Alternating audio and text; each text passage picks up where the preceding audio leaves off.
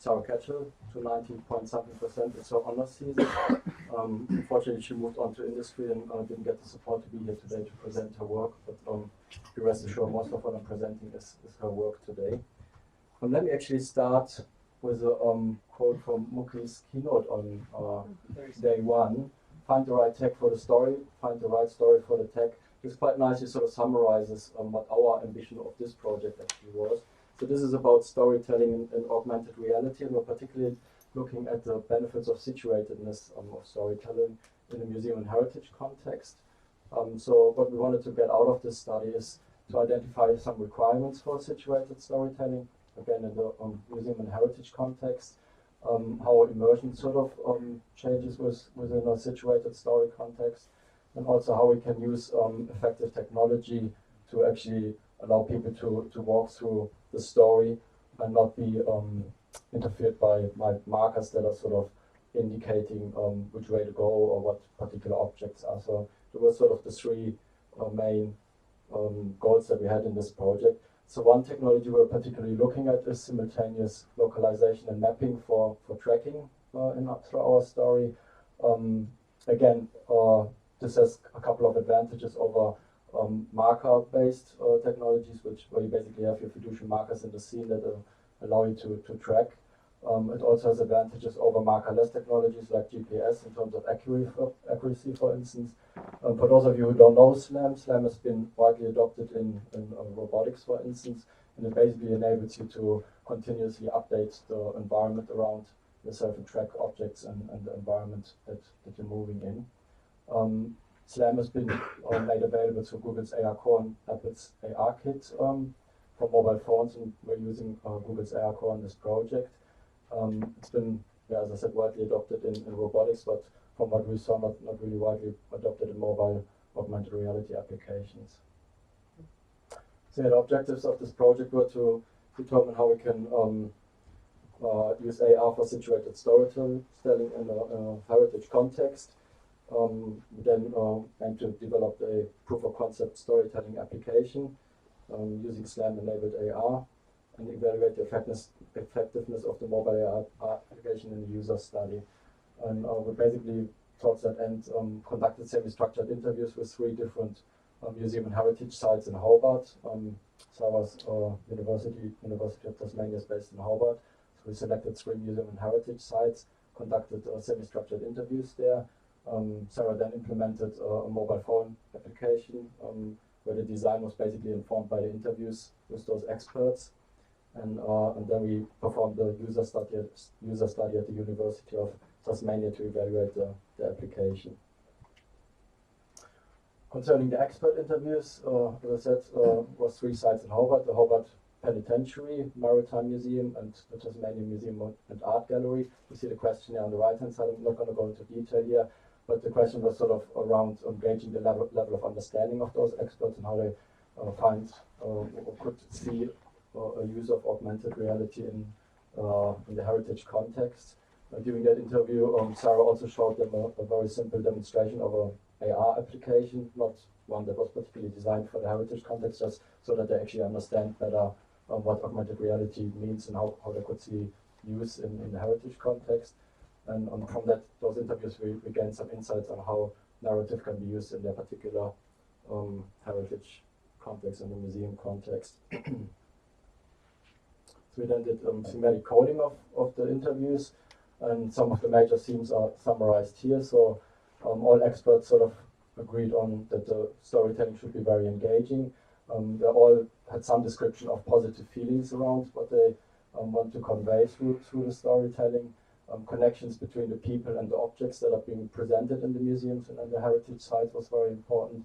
Education was very important, and also restrictions, and specifically concerning safety. So all 3 experts actually raised some concerns that those kind of applications may raise safety concerns in real-world context. And I think Joachim had actually quite a nice post on that the other day, where he sort of also suggested some means to trigger basically where people can walk in a real-world context in augmented reality. So basically, as I mentioned, the interviews informed our story design. They also informed the choice of location for our story. They informed the graphical design of the objects and the placement of these objects in physical space.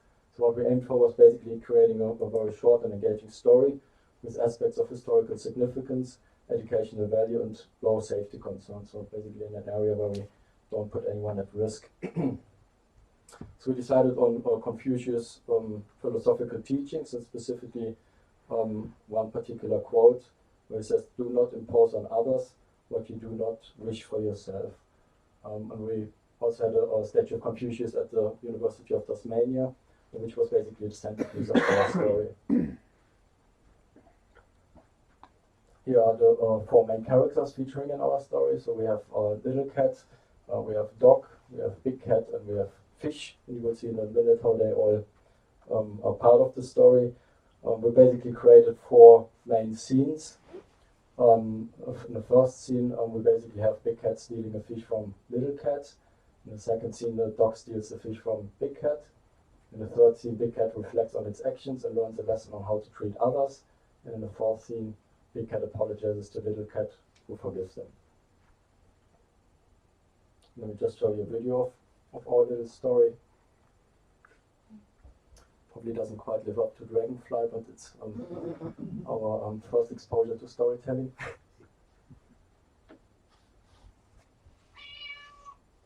So you can see that also facial expressions are changing to sort of convey the emotional state of the different characters.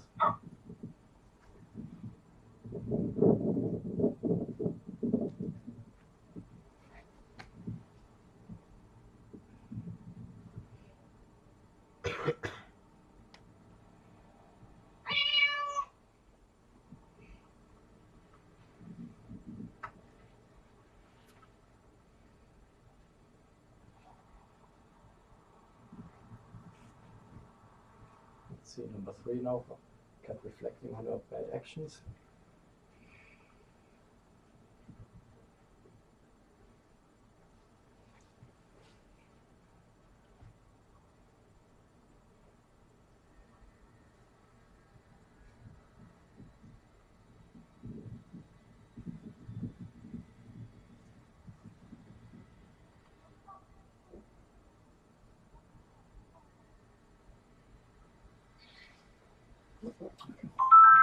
So I guess presenting a story or a little movie to this audience is probably a bit risky, but yeah, as I said, it's our first exposure to storytelling, and I think Sarah did a great job putting this together. So after we developed this prototype, we then conducted a user study at the University of Tasmania with staff and students from the university, 14 in total, and the aim was basically to identify how SLAM-enabled AR is successful in conveying the story while providing a safe and engaging experience. So during that study, we tracked data that we collected was tracking data and how participants moved through the scene, as well as user experience data through questionnaires. So what you can see on the right-hand side, there are two traces of two different participants. What we found that in general, the traces were very accurate. We also did some sort of baseline tracking to see how accurate they are, and they actually were very accurate traces. What we found here also is that we were able with the story for people to move always in the same direction around the scene. So basically the cues were sufficient to actually have people move through the scene correctly. What we found though was that there was a lot of sort of significant differences in terms of smaller movements through the scene. So you can, for example, see at the top here that the first participant actually walked slightly into the left direction first before we started to go counterclockwise, whereas the other participant basically took the right direction directly, but then at the end sort of wiggled a little bit around back and forward. So there were some significant differences, but overall we managed to get people through the story and comprehend the story. We then asked some open-ended questions to the participants. And again, I'm not going to go into detail of all of them here, but I'll just present a couple of results.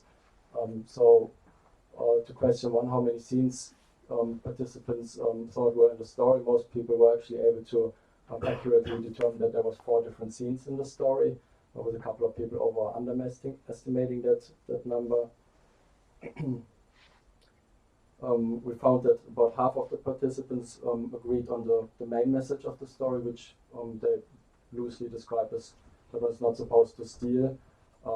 So mostly participants were able to sort of describe the message of the story in a way that was very closely related to Confucius message. With only one participant who said that the objective or the story was catching objects. It was probably the only message that was not correctly interpreted. We also asked participants what elements of the story and the story design helped the most to understand the story. And there was a large mix of different aspects, so there was no one single aspect that was highlighted which helped them the most. So we found, for example, that a combination of different scenes obviously helped them, but then also that the speech bubbles were very useful understanding the scenes, and then there was individual scenes that were particularly highlighted that they found sort of triggered their understanding of the story. Quite a few participants actually noted that more sound effects would have been good in order to guide them around the scene a bit better, so some audio cues would have been good to help there. We also asked them what they found were the main differences to traditional storytelling, and they found that obviously the situatedness in the real surroundings, the ability to move through the story, the ability to see and hear the story. They found that they had an overall deeper involvement in the story, and they felt that the story was more vivid compared to traditional storytelling. We also asked a few questions that were rated on a Likert scale from -2 to +3. How easy participants found the story to follow. The content helped you understand the story. The way the 3D characters are situated in the real world helped you understand the story, and the application was enjoyable to use, and all of them were largely positively responded to, so indicated that the story was quite well designed. So from the interviews and the user study, we derived a couple of guidelines, and I'm just going to summarize them here. You find details in the paper, but there's basically 5 guidelines that we have to carefully place our augmented content in the real-world scene, that we have to include sufficient textual content to facilitate comprehension. We have to complement our visual content with spatial sound, so we found especially that helps the guidance through the scene. Include appropriate prompting to guide users' navigation in physical space, and aim for a safe user experience, which is particularly something that the experts highlighted to us as of great concern.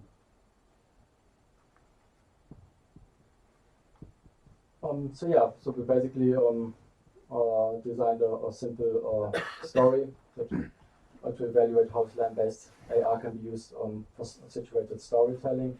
We included from expert interviews the major themes in the story design, which were engaging storytelling, positive feelings, connections between people and objects, educations and restrictions, and particularly safety concerns. In the user study, we were able to show that SLAM-based technology and informed story design were able to provide a rich, accurate education and safe user experience. And the one thing that we're looking at is doing a debriefing with experts, basically how such a story design could be applied in their particular context in the museum and the heritage site. And that's it from me. Thank you.